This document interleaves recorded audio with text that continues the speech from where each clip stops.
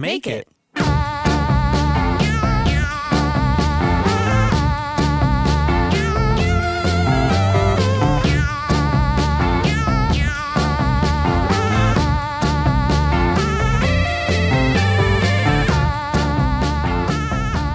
Oh, hey, George. Oh, hey, Kristen. You're here, too. George is the more important character in the shot in the moment. George is the main character of the house, really. George's arse. Yeah. He likes looking out the window. Yeah. I guess we do, too.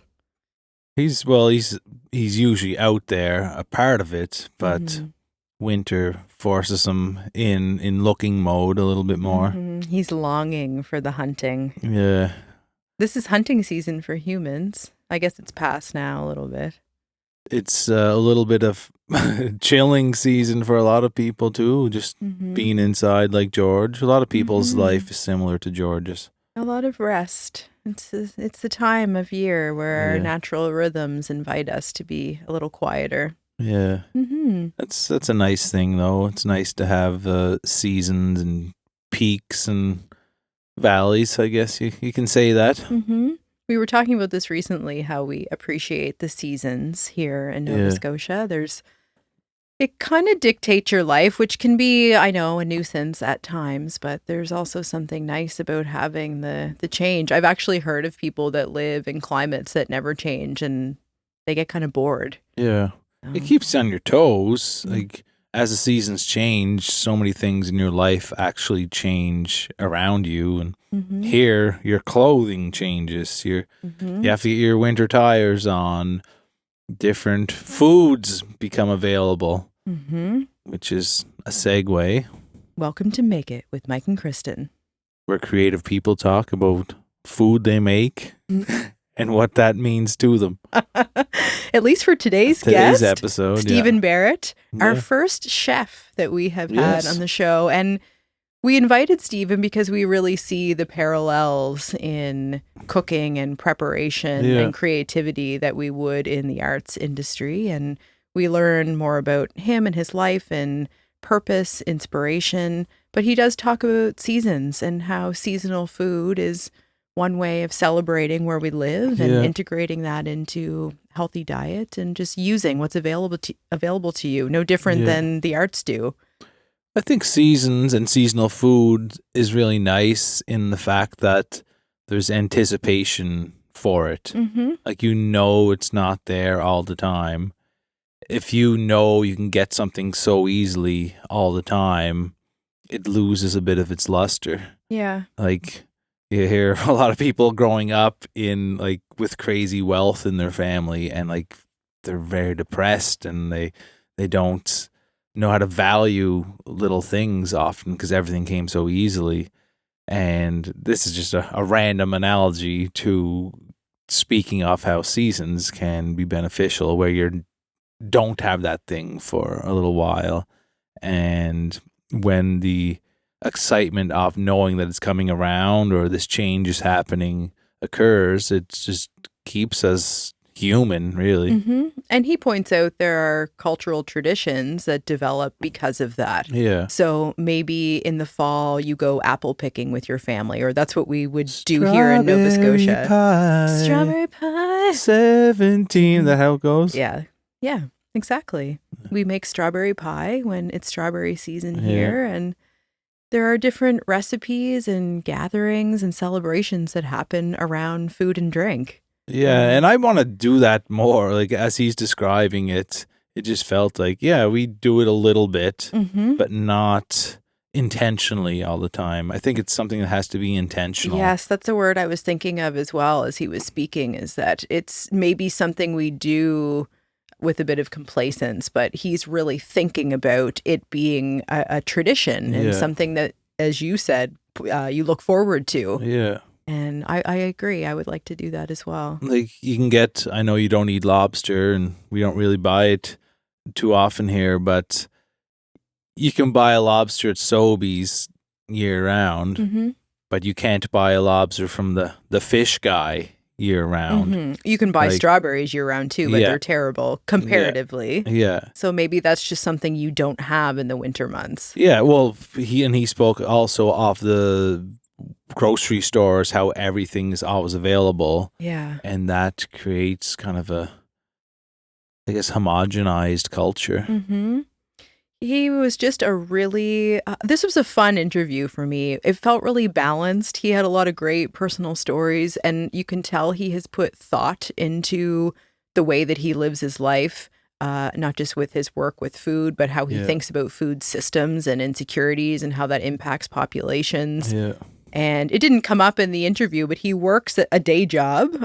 He teaches adult education at NSCC, but food and cooking and some of these ideas are part of his passion. And we really connected to that same ideology with our work as well. That's the point that it's driven from. Yeah, and we got to quiz him on some of his favorite food locations in the province, which is nice to get recommendations from someone who knows how to appreciate things in that way. Yeah, exactly. And I imagine as we're going through asking him those questions that those of you listening at home might be thinking of your own favorite spot. So we always love to hear from you what those are. We want all of the recommendations. Yeah, we love to eat. Shoot us any recommendations for restaurants. And I love the hidden gems. He asked us afterwards a few questions, and one of them was, where's your favorite hidden gem? And that's something that not everyone knows about. Maybe you have to go out of your way to get there.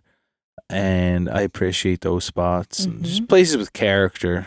Something about it having character means a lot to me. Yeah, I like that too. And some of you will likely, if you're watching, recognize Stephen. He makes monthly appearances on CTV to give different tips, very accessible for those watching, of things that you can be cooking at home or ways to be thinking about food preparation.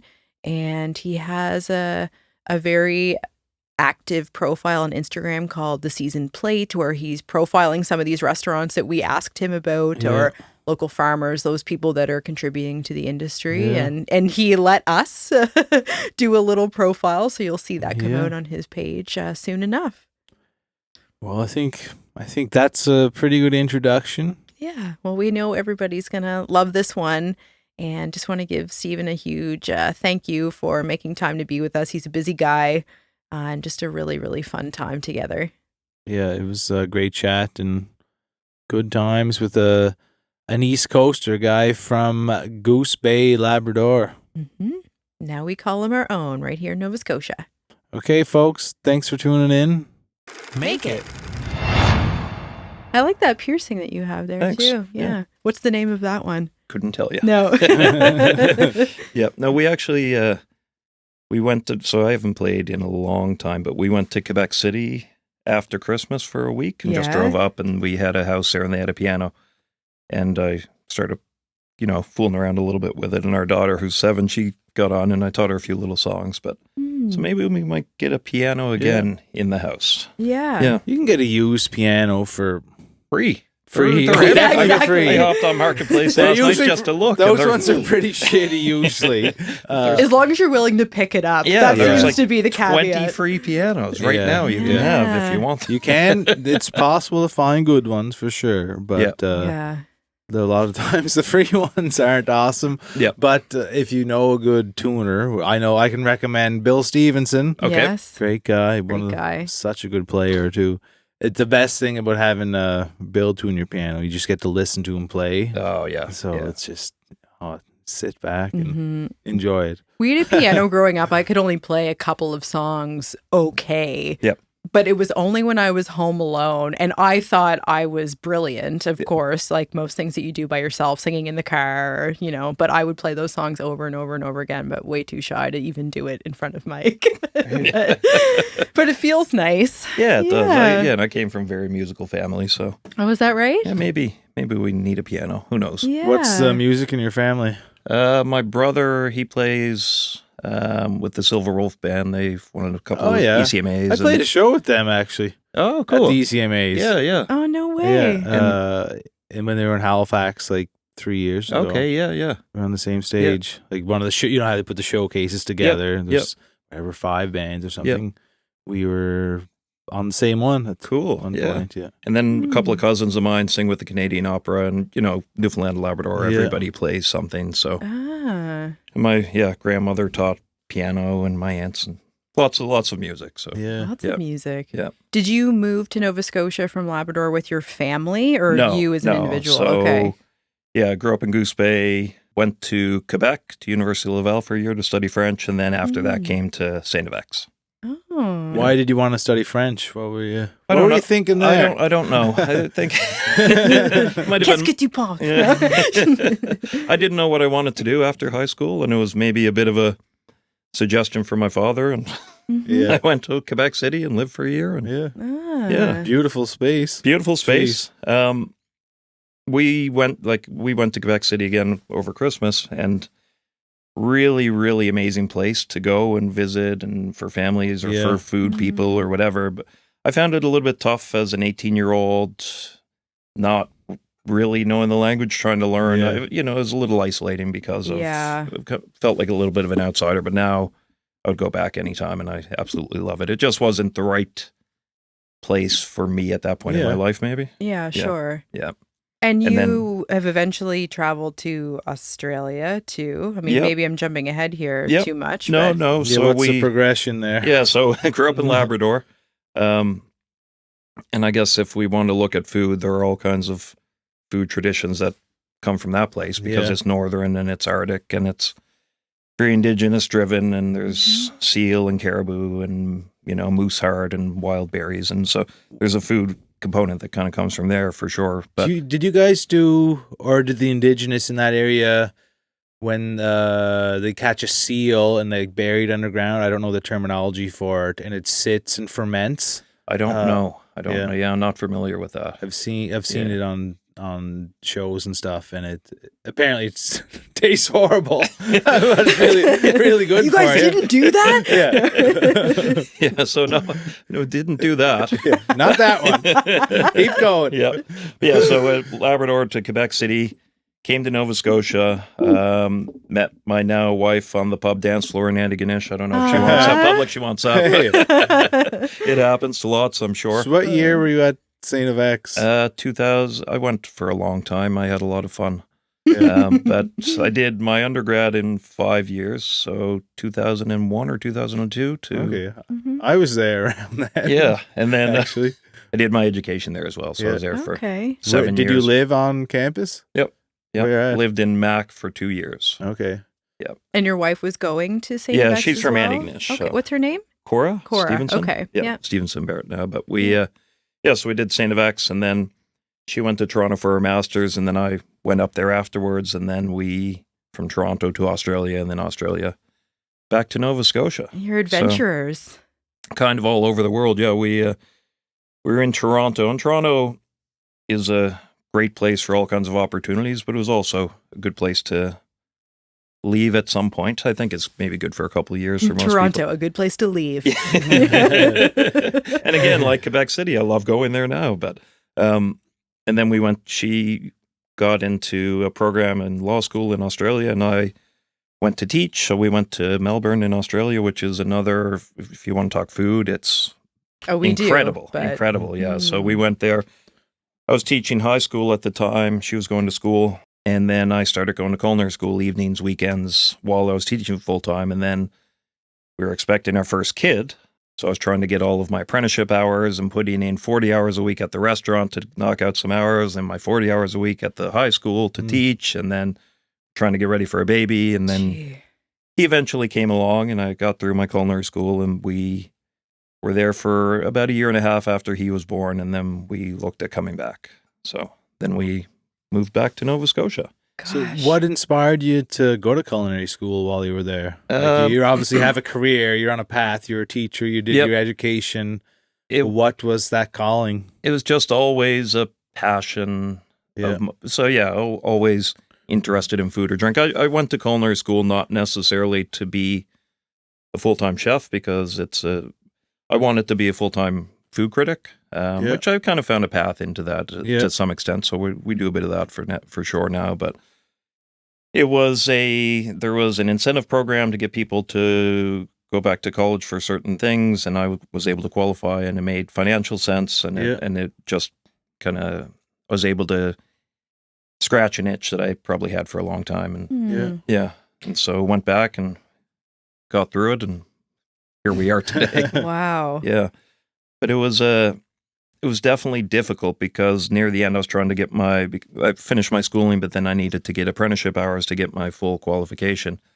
And we had a son on the way, so there was added pressure of all of that, but I wanted to knock out my restaurant hours before he came along, and I was working for free at the restaurant, and it was just a lot of work. But it was just, added pressure because the kid was coming, wanted to make sure I was done before that, and didn't really want to be going to work at a restaurant till midnight for free when we had a little boy at home. Yeah. Do you think that going to school to learn how to cook is the best way to do it, or is it just coming up within the industry itself? You can go either way. Yeah. I think both will get you there. Some places do want those papers. Yeah. So depending on what your goal is going to be, you're going to learn in the restaurant. That's like any craft or any trade. You can only be taught so much, and it'll give you the base, and it'll give you the groundwork, and kind of set that up. But you really learn when you get out doing your own thing. Yeah. So it depends on kind of your own path. If you have a very defined path and you have a goal of maybe you want to work in, I know, for example, like school lunch programs or long-term care, or if you want one of those kind of 9-to-5 stable benefit style jobs, probably makes more sense to go the school route because then you have your papers and it's more legitimate. But if you're doing it for the interest of the craft and the passion, then it kind of whatever fits your personal journey. Right. You going to school, it's going to be beneficial in those ways, but you have to sacrifice financially. You have to sacrifice a couple of years. So there are pluses and minuses to both, for sure. Yeah, for sure. Yeah, but either way, once you get out of school and you get in industry, that's when you're going to learn the real stuff. Anyhow, was your original passion for food itself, or were you more drawn to the lifestyle it might create or the places it might take you? In what sense? So what do you mean by that? Were you drawn to want to learn to cook more because you just loved food and flavors and maybe the process of cooking? Or did you imagine yourself like, oh, this might allow me to travel or meet new people in restaurants? Like, what was it that ignited the passion part in you? Yeah, it was the food. It was the food. Yeah. It was definitely the food. So, like I mentioned earlier, just growing up in the north was a very different food culture than even here in Nova Scotia, which isn't that far away from northern Canada. But, and you don't even realize that as a kid, but going to pick bake apples and eating seal is not what most Canadians do, right? So it's a very unique food life connection. And it was normal. Everybody in Labrador will pick berries and hunt and fish, and everybody has a freezer full of game or fish or whatever. And it's not just the steaks, but people eat the heart, or people eat the tongue, or people do a lot of their own baking and things. For a couple of reasons, food is really expensive up there. It's culturally significant. It matters. You can't always get fresh whatever, so you have to find ways to do that. So I think at an early age, my perspective of food was very different than most people outside of that environment. Yeah. And then I went to university. I lived with a guy his dad was a chef, and he was a really good cook. And I was like, oh, wow, this is amazing. You make great food. So that I really kind of got interested when I lived with this guy in university. And then, I just always really enjoyed food and drinking, travel. I think for me, it's as much about the food as it is a culture. So I really think food and culture are so closely linked. But it was always about that, chasing the next flavor, chasing the cultural significance, chasing, even talking about food insecurity and the ability to cook. There's so much to it outside of the restaurant world, because when I went to culinary school, it was never to work full-time in the restaurant. Okay. And restaurant work is tough. It's long hours. The wages aren't great. It's mentally, physically, and emotionally exhausting. It's high pressure. you're working when everybody else is having fun. And we have this romanticized idea of what television pushes to the general public of what the restaurant world is, and it's not that.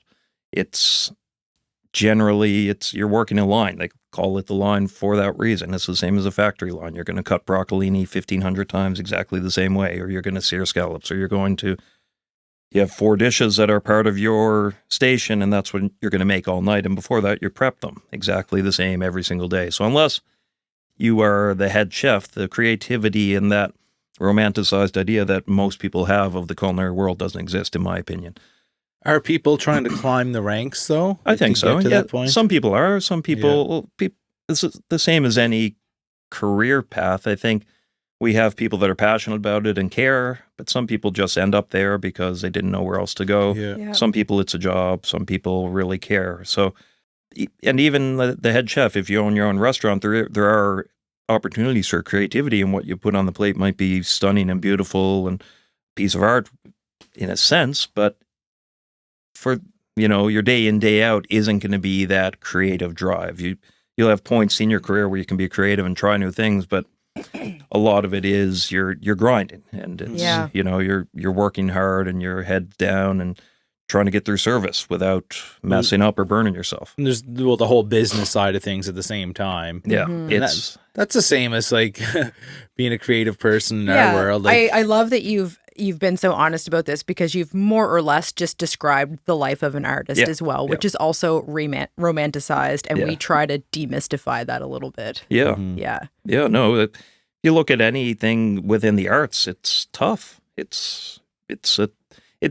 I find it really interesting because people travel and people learn and people are driven to places and opportunities because of the arts. However, they're tough to survive on. They're not necessarily always funded. People don't see beyond the surface level. And so it's a tough gig. And if you're a writer or a musician or a painter or whatever it is, it's not all of what Hollywood suggests it may be. Exactly. Yeah. And it's part of the reason that we were excited to invite a chef to speak with us, because we see the parallel with, yes, it's creative, but there's also a little bit of this behind the curtain scene that we don't get to see. The consumer at a restaurant, at least, we get to go and enjoy the end result, this beautiful plate that's put in before us. And there's an understanding that, of course, there's thought and process behind that, but we don't really understand that these people are showing up at 8 a.m. and cutting the same carrot 800 times for it to look pretty on your plate. No different than Mike is in the rehearsal studio and in the recordings, there's all of this blood, sweat, and tears. We get to enjoy the end result of you at a concert or me at an art show. But all of the other stuff that goes into it, the marketing, the grant writing, all of that is not all that exciting. No, of course. Or even, practicing your scales. 1,000 times or whatever it may be, or working on a brush stroke, or I have no idea what I'm talking about for painting, but that's true. But I assume, right? But it's, we have this big romanticized idea of a lot of these industries that are actually, in their core, pretty tough, and people don't necessarily see that. Right? So if coming back to the question about the food versus an end goal, for me, it was always about the food and how that links to culture, and that's what matters to me. It was never to really be a big restaurateur or I've worked in restaurants, and even when I lived in Australia, I remember I was working at the Crown Casino, and we had, 20 restaurants or something, and I went in and got home and, how was your day? I just cut 2,500 broccolinis. That's what I did today, right? So there's not... You must be so good at broccolini. What's broccolini? I heard you mention that a few times. I don't know what that is. It's kind of like a baby broccoli. The stem is smaller. They're just like in little individual mini broccolis. We'll say. They're like the long, narrow ones. Yeah, the long, skinny. We're kind of ringing a bell. Speaking of being cultured, we can switch it to potatoes. There you go. From Cape Breton, we have those. Do you have any potatoes in Cape Breton? Lots there. I'm curious if growing up with this unique food environment in Labrador, where people used a lot of the world around them, hunting, gathering, I guess, not to make it seem like they're hunter-gatherers there. But they are, But to an extent, for sure. But have you taken any of that mindset with you into your approach with food? I'm sure. I think all of our histories shape who we are and what we do and what we put on a plate, or how you play an instrument, or how you paint a piece of work. It's all of our collective experiences influence our output today. Yeah, I think so. I think the big thing about food is just get really fun and good ingredients and don't mess them up. That's all you have to do, right? The don't mess them up part's the hard. Yeah, but just keep simple, great ingredients. Cooking is just heating stuff up. That's all you're doing, right? But yeah, trying to, and we're moving away from this if we talk about food and food security and global supermarkets and everything else. But the idea of seasonality is kind of escaping us. But I do love that certain things are still seasonal, and for example, like corn in the summer, it's really great. But that kind of links to that growing your own food or gathering berries or fishing during certain times. And of course, you'd preserve that by saving it or salting it or canning it, what have you. But there is something really nice about eating something when it's meant to be eaten. I think, the global supermarkets are ruining that a little bit, but there are still things that, and I'm sure even within Nova Scotia, we experience that. So a certain lobster season, or the fresh valley strawberries coming out in the spring, right? So that Kristen makes a strawberry pie every year when they come out. So there's something to be said about that, and the lack of having access to that all the time makes it important. And I think we should kind of hold on to that. People want everything all the time, and I think that's a commentary of our current society. But the lack of something or the restraint makes it a little bit better when you get to enjoy the real thing, right? I think that's one of the biggest issues in society, is certainly people wanting everything all the time. Same with how we consume social media. Like then you hear about people dating now, like people can't find a partner because they want the perfect partner, and they maybe, if they scroll or swipe, whatever they do, the next person might be the person. Maybe it's the next person, because there's so many options. And I feel like that is one of the biggest plagues on society right now, for sure. And I guess tying back to that food culture, it is unique because of, there's people hunt deer and things in Nova Scotia, so there is a similar type of food culture. But that, I guess, farm to table or woods to table type of approach is really interesting, because you can see where something has come from, and you can taste that on the plate, and it matters. Food and culture matter. Food is directly linked to culture. People come together for family traditions, or you have your strawberry pie in the spring, or life and death and everything in between is tied to food. And that's egg salad sandwiches when someone dies, right? Yeah, exactly, right? Your funeral food. But that's what makes food so important and special. And when you travel, you really get to see that. But then on the flip side, there's a food security or insecurity aspect of things. So it really is tied to everything. It keeps us alive, and kind of it brings us joy and sorrow and everything in between. Is that part of your why? And what I mean by that is you are clearly connected to this component of food, the cultural aspect and the seasonal aspect. Is that something that you hope to share with others? You want to educate them on that, or does that feel more just for you? Yeah, I think so. So I've worked in a lot of restaurants, but I'm not I've professionally trained chef, but I'm not currently working in the restaurant world. But I'm just a guy who loves exploring food and culture and wants to share that with everybody around me, right? So I think, showing people some of these connections and why things matter, it's important. Yeah. And I know that you've done like some CTV appearances, and you're sort of out in the public in that way. Is the hope that it offers accessible tools so that people can learn? Like, I want to go back to this. What motivates you to want to do that kind of work? Yeah, it's, for me, I just want to share what matters in food and share people doing good work so that others can experience that 100%. Mm-hmm. I'm a terrible business person because I enjoy something, so I want everybody else to have that as well. Oh yeah, here, have this. So yeah, it's a pure joy in seeing how food and culture intersect and how accessible food can be, and even looking at how people can approach a kitchen a little bit easier. So stuff like that matters because we live in a world today, and we talked about this a little bit, but inaccessibility and even the not knowing how to put something together. So if I can be the bridge that help bridge that gap for somebody, it's really important.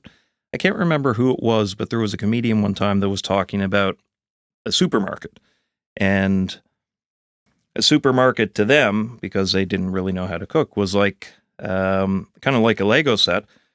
But somebody took all the Legos and put them out, but there's no instructions on how to put them back together, right? So that can be really intimidating for people. Oh, these are all the pieces, but how do I get that into something that is going to nourish me and something bring me joy and make me feel full and all of these things. So if I can show people, kind of make those connections, bring a little bit of joy and seasonality, and even show, I do a lot of stuff with restaurants and stuff, but just if people are doing good work, they should be celebrated, and everybody should have an opportunity to explore that. I think we all probably have our own relationship with food and cooking and what we've been taught, what we were raised with, of course, what tastes we like.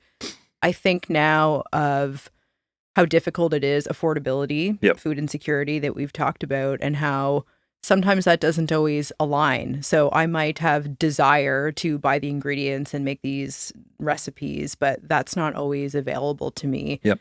Are there things that you've thought about just with your background that maybe we could be doing better that you might suggest to be thinking about that either at a household level or at a political global level? Yeah, of course. And this comes back to having that basic understanding of how to cook something, right? And how to read a recipe, and even how to read a label at a grocery store kind of matters, and looking at price per kilogram versus real price. Right. So if you look at a label at the grocery store, it'll say how much per 100 grams or how much per kilogram, but then there'll be the price of the unit. And if you can understand that math, that can help you navigate those costs a little bit more. But think, simple things are buy ingredients that work across multiple recipes. So if you have to buy dill for something you want to make, maybe pick a couple of other things a week that will work with dill, so you use it all up. Things like if you have chicken, boil off the carcass for a stock, and then you can freeze that and you can make soup for the next 6 months. But these little hacks can help people. Convenience food is expensive, and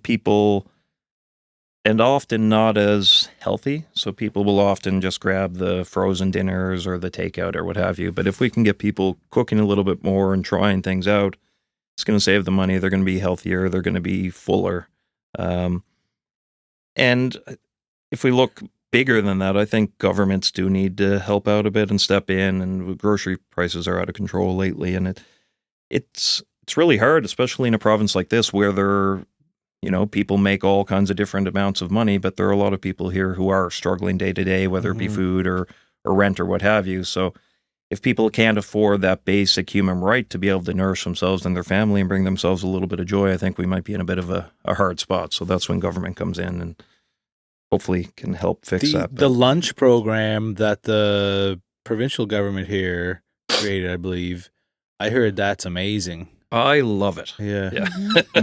Yeah, good. I know there are parents who complain about it, but that's like anything. And we have 3 kids. Our oldest boy, he is a very good eater, so he loves everything. He eats better than most. He's less picky than most adults I know, and he's excited about food. Our middle girl eats like a normal kid who is pickier, he likes kid food. And then chicken fingers. Love chicken. Who doesn't Who like doesn't? chicken Yeah. And then our youngest, she's only 3, so she's not in the school system yet. But I think, the provincial food lunch program is amazing. I know I don't ever our kids eat it every day, whether they're going to like it or not. It's tough luck. Go eat it. If you don't like it, you'll survive. It's only a couple of hours and you'll be home. So I don't care. You're going to eat what they, but it's providing something, nourishment, food for a lot of families that struggle with putting a meal on the table or sending food for their kids, right? And it's free, right? It can be free, yeah. So you can opt to pay nothing or you can pay whatever you want. So I know people complain about it, but it's a public provincial-wide program that is allowing everybody to have a good meal every single day, right? So, what would the complaints be about it? Like, I've heard different things, like, well, obviously some people being picky or not providing the foods that their kids like. I've heard because of that, there's a lot of food waste. Okay. I heard, but I don't know, get over yourself. It's a free lunch. It's a really good thing. There's the upside to this greatly outweighs. And if you don't like it, you can send a meal with your kid, but it's providing a good, healthy meal for every kid in the province if they want it, right? And every day it's the same, is it? No, across the province. I mean, like across the province. I don't know. I heard like on Mondays everywhere eats this. And Cape Breton school is going to be the same as Yarmouth. Maybe, and I know I think this is their second year of it, and I know they made menu changes this year to try to accommodate more tastes for the kids. But they do cool things. Like they also have not only Nova Scotia mainstream foods, but they'll have butter chicken, or they'll have tacos, or they'll have shawarma, or they'll have different things that are not just chicken fingers. So exposing kids to different culturally driven foods, which is exciting, right? And if you have a picky eater and their friends are eating, maybe they'll try something too. And food waste is going to happen. It's part of it. If you worked in most restaurants, some restaurants do a really good job, but most restaurants, there's tons of food waste. So it's an inevitability.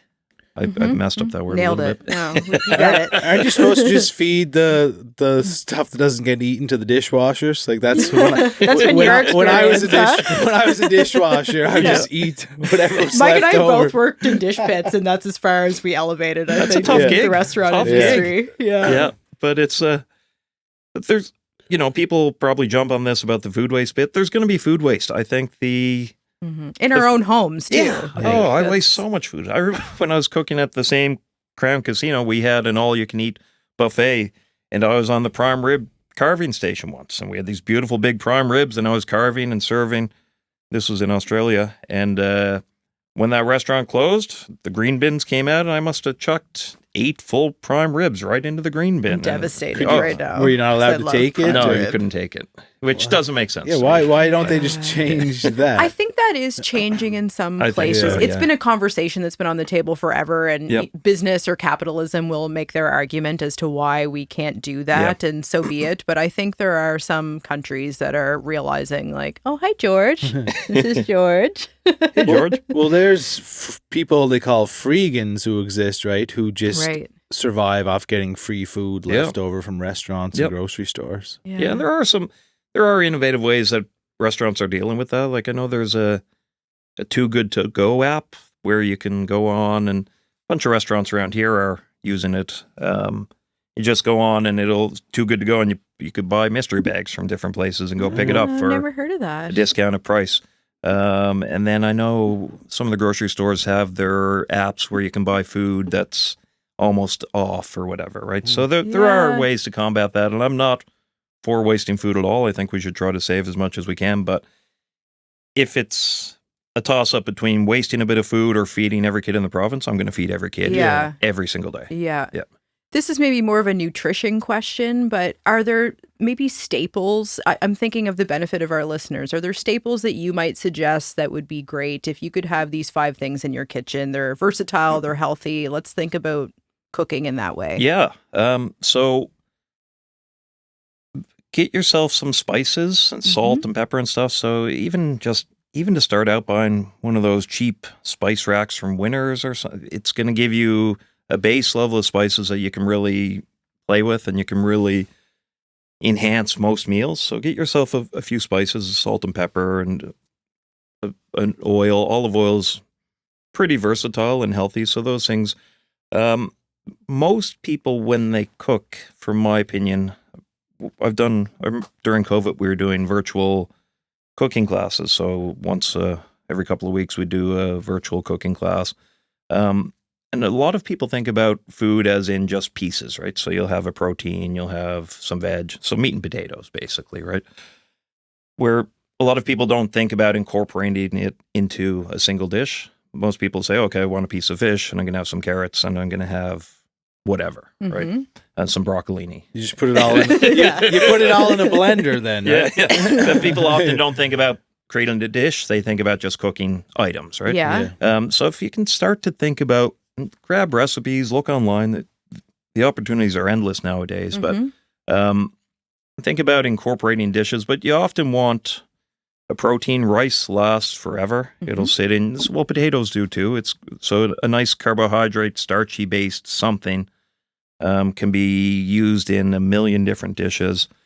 A different protein. So whether you like beef or tofu or chicken or fish or what have you, if you buy in bulk, it does save. So you can buy a full piece of hunk of beef and cut up your own steaks or cut up your own. So buying in bulk helps with that. Eggs are super versatile. Eggs can, especially if you're looking for food security, if you want to boost your protein and kind of fill you up, adding an egg to almost anything really helps. I know in Australia, the Australian pizza, you'd have egg on top of the pizza. So like a runny egg, and it was delicious. Or you can put an egg on rice. That works really well. Or if you're even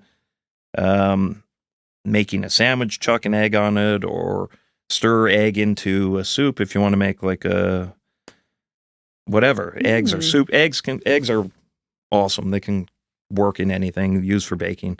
But yeah, if you get yourself some good spices, well, or just even basic spices, salt and pepper, an oil, a nice starchy, carby type of thing, potatoes or rice, always have it on hand, a protein of your choice, and keep some eggs around, and then a few fresh veg, and you can make infinite different dishes from those ingredients alone, right? Great tips. Yeah, but even things like, and you don't have to get it all at once, but even to start stocking your pantry with things like having coconut milk or coconut cream on hand, or having fish sauce, or having sesame oil, and maybe every 2 weeks you buy one more specialty item that just expands your ability to create new dishes, right? Yeah. So a good hot sauce or chili flakes, or but all these things will live in your cupboard forever. Vinegar, but maybe every time you go, you pick up one new item that is shelf stable that can really mix up your cooking. That can help too. Yeah. When you left Labrador and ventured out into the real world, what was the first thing you ate? They're like, what the hell is this? Or something that surprised you. It doesn't have to be something fancy. You know what surprised me beyond belief? And it isn't food related at all. But in Labrador, we did not have raccoons. And I saw one for the first time. And what is this animal? It looks like a bandit. I couldn't stop staring at it. I was shocked. They're wild animals. Like, they're really cool to look at. You didn't eat it. I didn't eat it. I did not eat it, but I was shocked by what this animal looked like. That's awesome. What is the season plate? Okay, so that's a sometimes complicated question to answer, but I'll try my best. I should be able to.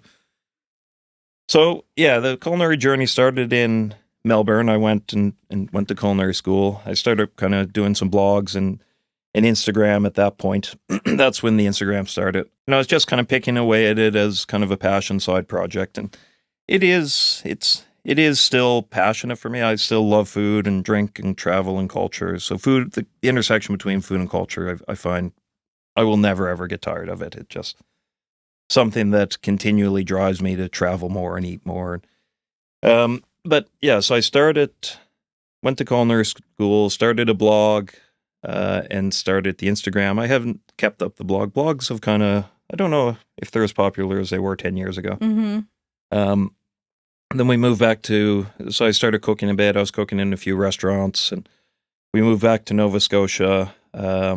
And I cooked at a few restaurants here. I was doing some pop-ups at the Good Day Cafe in Fall River, and I worked at the Townhouse in Antigonish for a little bit. So I was just kind of playing with the culinary food scene here.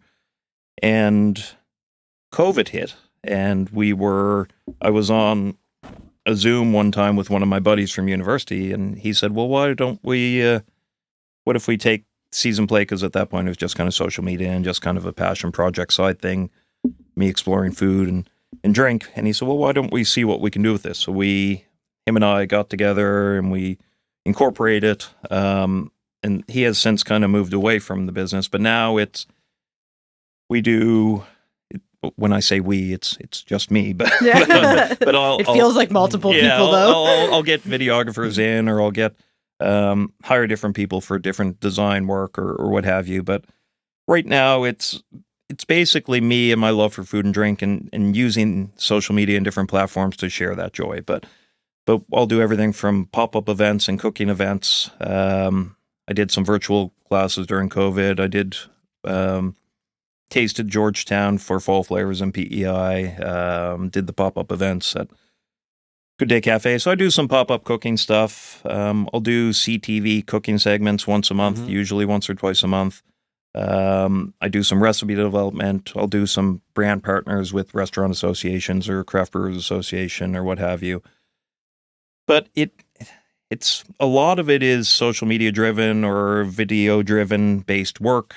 We did a big project with the Craft Brewers Association, which was a lot of fun, where we went all over the province and visited every brewery that was a part of the association. So we went to 45 different breweries, and I brought Jordan Newell, my video guy, and we did professionally shot 1 minute video of every tap room in the province. So now you can log on to Craft Brewers Association website and say, oh, I've heard of Sober Island, or I've heard of Tattamagush Brewing, or there's 45 in the province at least. There's more than that. Yeah. Just that they featured. But now, you can click on the link and you'll see a 1 minute video of every tap room in the province. Yeah, there are 45 with the Craft Brewers Association, and then there's probably another 20 that aren't a part of the association. So there's a ton of breweries in the province. So it's just me kind of doing all that stuff and sharing it with different audiences. So I don't do a lot of restaurant work anymore, but I'm still very involved with the restaurant industry within the province.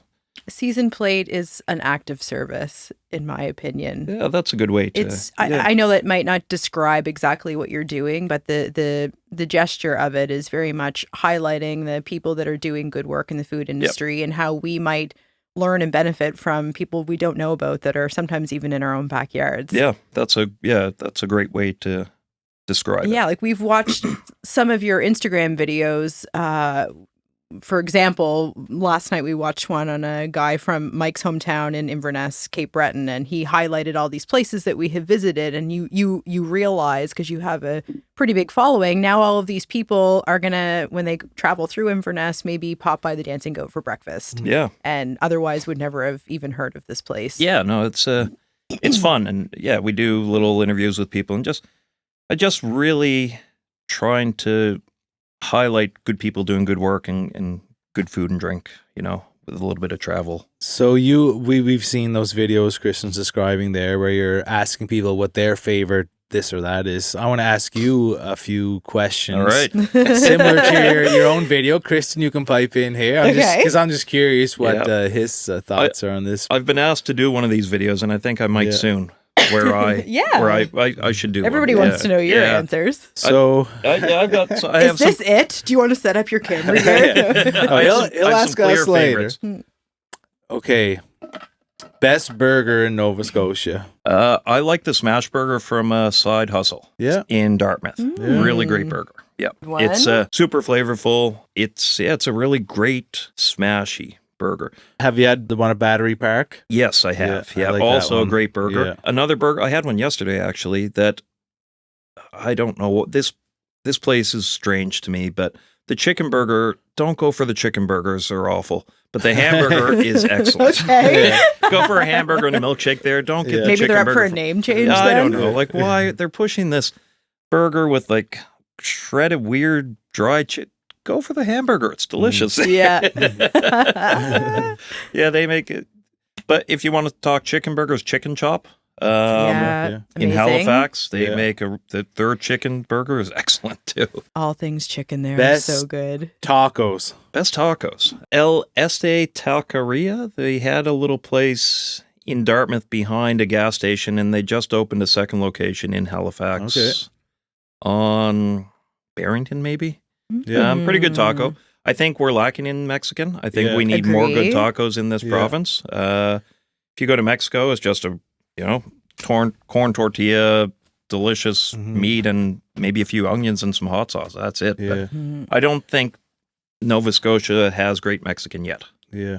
When we travel, we seek out Mexican food too, Yeah. and agree. When In you come back, you're California? like, when we go to California, Yeah. Oh, it's I like bet. exclusive Mexican food the whole time. Yeah. Just amazing. Yeah. And it's simple flavors, I know. as you've described earlier. It's just basic stuff, but it's done well. We've got a few places that are doing okay, but nothing is blowing my mind here yet. Yeah. What about and this hinging on that to where there's not a lot of Mexican spots, but what would you say for best burrito?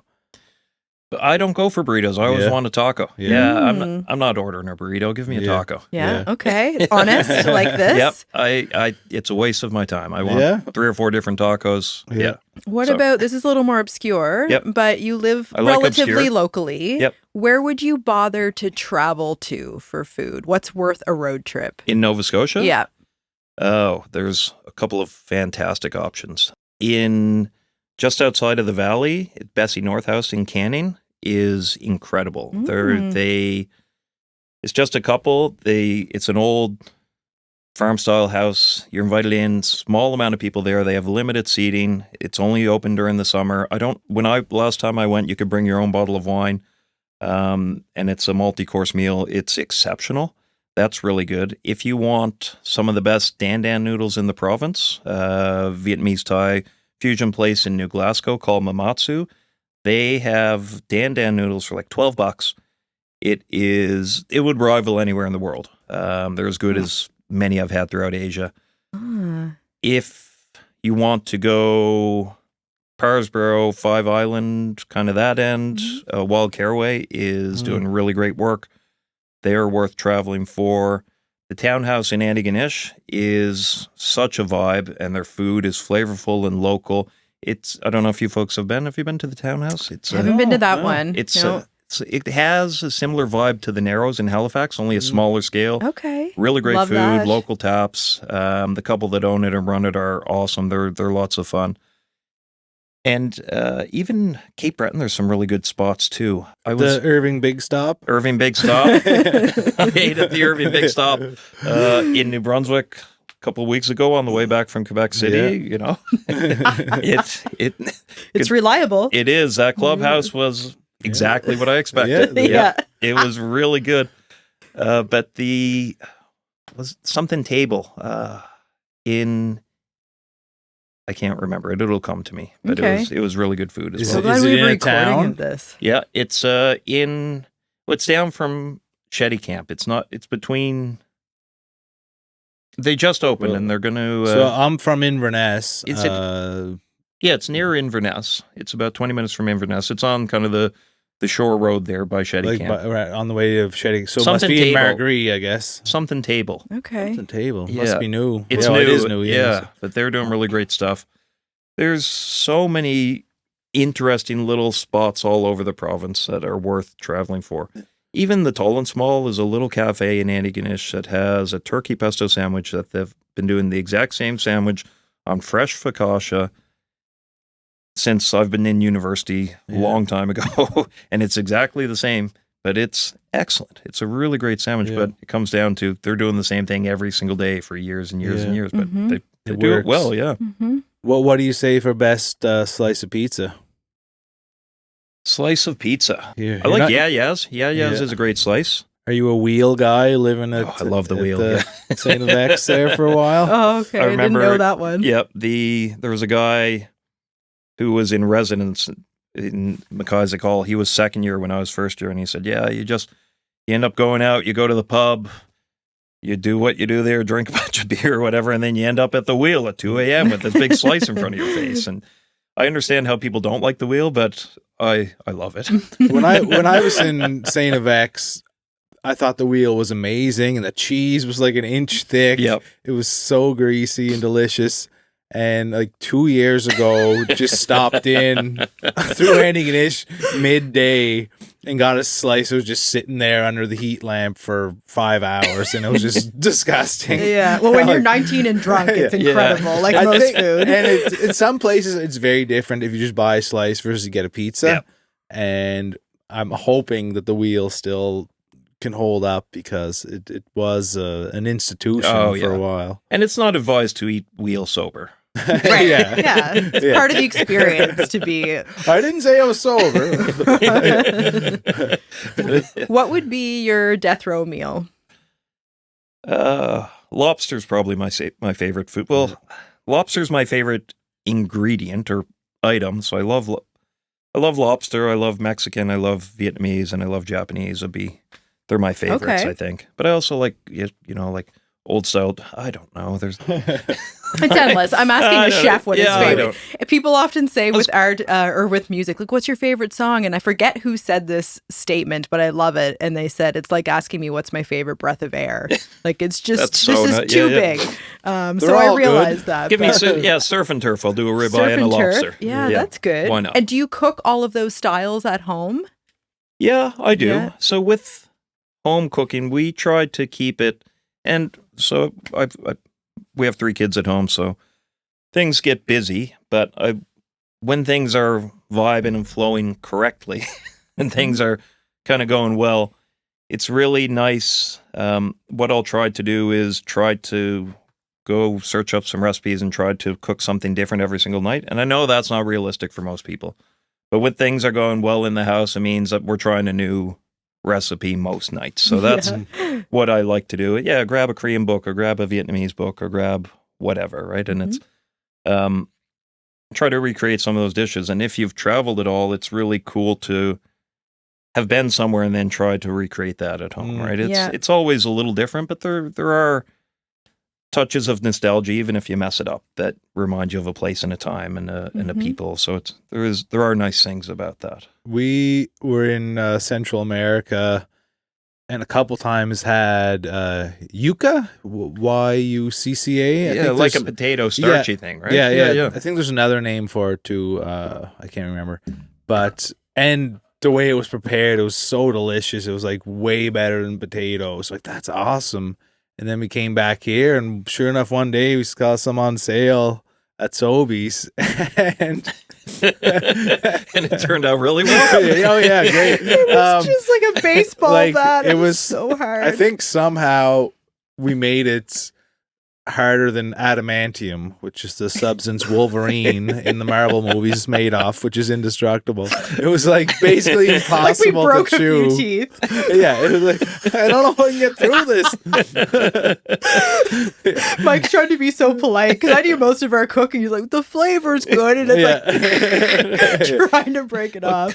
Coming back to not wasting food, right? Yeah, exactly. I will consume this. Yeah, we got through it somehow. I can't remember. But. Well, this is how we learn. I think it probably needed to be steamed a little or something first. But what is your idea of making it in your world? I would like to be Anthony Bourdain. Okay, just change your name. You can do that.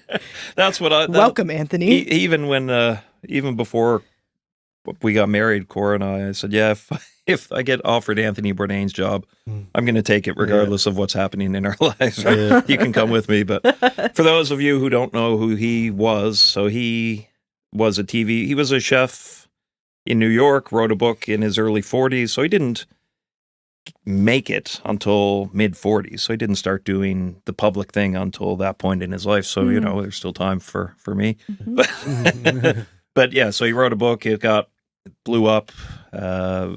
#1 bestseller on the New York Times, and it really talking about what we spoke about earlier, peeling back the layers of what the restaurant industry was, and talking about the addiction and the hardship and the mental health aspect and the physical demands. So he just exposed and kind of tore down that romantic idea and showed it for what it was. And then from that became pretty famous, and he got a cooking and traveling show, and where I guess he didn't cook a lot on it, but just traveling and talking to people and eating. And that's, so I do I'll do some cooking and recipe development and what have you. But my favorite thing to do is we did a few years ago now, we did a little series with Discover Halifax, and I went and hired a professional video crew, and we went around and visited 4 different restaurants, and they cooked something for me, and we just talked to them. And that's my favorite thing to do in the world.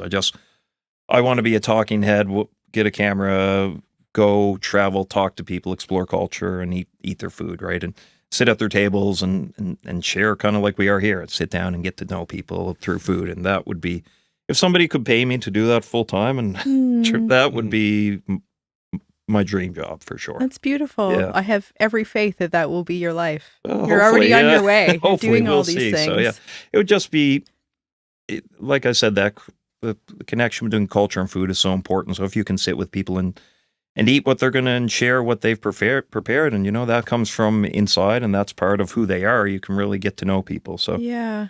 So if I could, I think it was CNN at the end before, and then since he took his own life, and then the show was canceled, but I think CNN had it when it kind of ended. So if you're listening, give me a call. I'll jump on there. Yeah, I hope they do.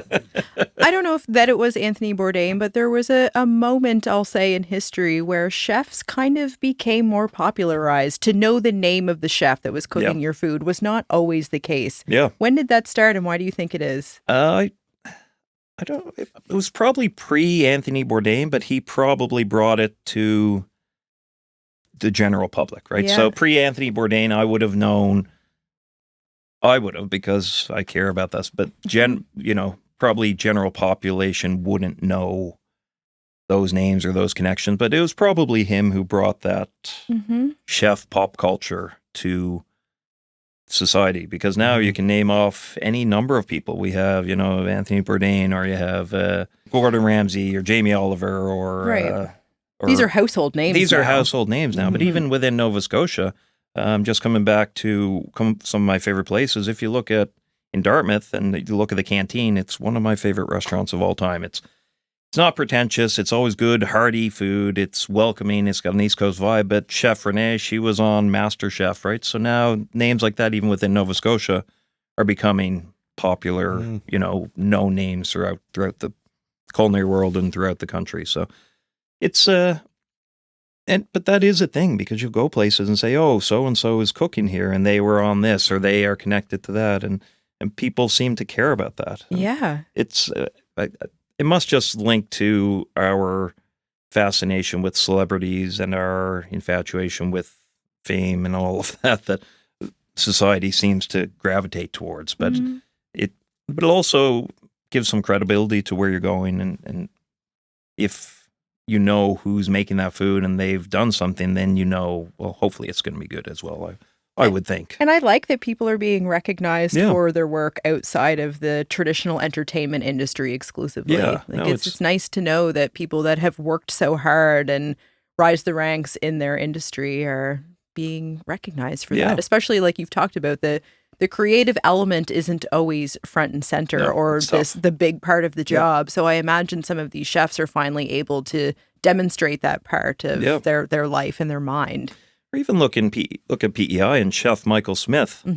He kind of started with, or I don't know his full thing, but he started with his show way back where he would cook. I can't remember the name of the show now, but he had a show and he would cook, and he had his son Gabe who would come on and different things. But he had some shows, and I'm sure he made enough money to not have to keep grinding in this industry. But he, year after year, continues to cook and expand and push the food culture on that island. And it's really nice to see. I don't think he has to for financial reasons, but I think he genuinely cares about food and culture and Prince Edward Island and local and sustainability. And so it's nice to see that even when people have made it, they're still putting back and giving back to the community and trying to push that further. And the more people that do that, and the more quote unquote celebrity chefs we have is just going to keep pushing the envelope. And even in Halifax, you look and the food scene just keeps getting better and better all the time. So it's exciting to see that. Yeah, definitely.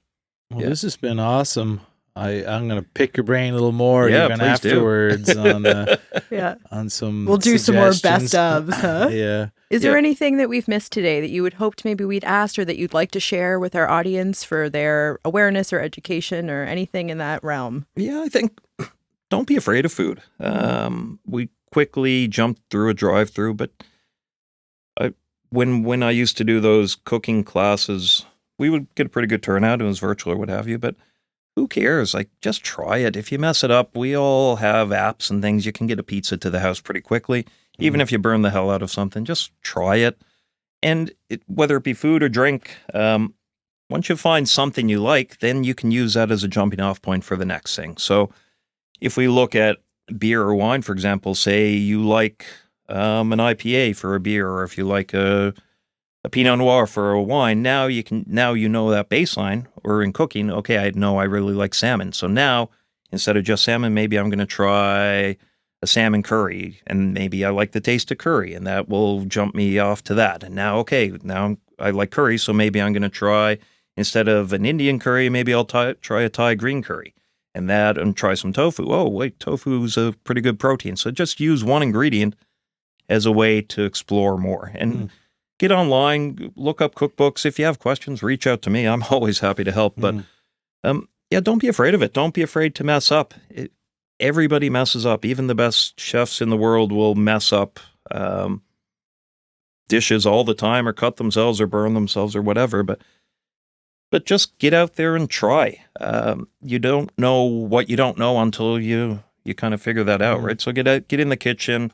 It's a great way to connect with friends and family. You can start maybe a dinner club or a soup club, or even for your own family or for yourself. But don't be intimidated about food. Just get in the kitchen and try it. And if you mess up, call the pizza guy. There's always a plan B. Yeah, like it's so important for the fabric of society. If we lose that ability to cook and connect with each other and use what's locally grown and produced in our province, what are we doing? We need that connection to. Food is a connection to a time and a place and a people, so explore that. And you need to eat anyway. You might as well enjoy it and learn something along the way. Such great advice. All that. Yes, I have loved this time together so much. You have such an accessible personality. Like, you're very warm and giving and clearly talented. So thank you for being here with us today. Yeah, I appreciate it, and I know our guests will as well. So thanks for being here, Stephen. And we'll go chat with you now. Let's go make some snacks. Let's make some first. Cheers, everyone. All right, thanks. Woo. Make It with Mike and Kristen is recorded and produced by Michael S. Ryan at Hot Jupiter Sounds. Intro and outro music by me as well. Cover art by Emily Rankin at Take Note Graphic Design, and photography by Candace Moore. If you cool cats want to help us out, the best way to spread the word is by telling a friend about us. Tell your mom, tell all your buds. Word of mouth is still the best way to reach people. It's free for you and helps us immensely. And if you're into it, you can like and subscribe and all that stuff too. Another way to support us is through our Patreon. We have a number of super fun tiers and perks like bonus content, handwritten postcards, creative coaching, and so much more.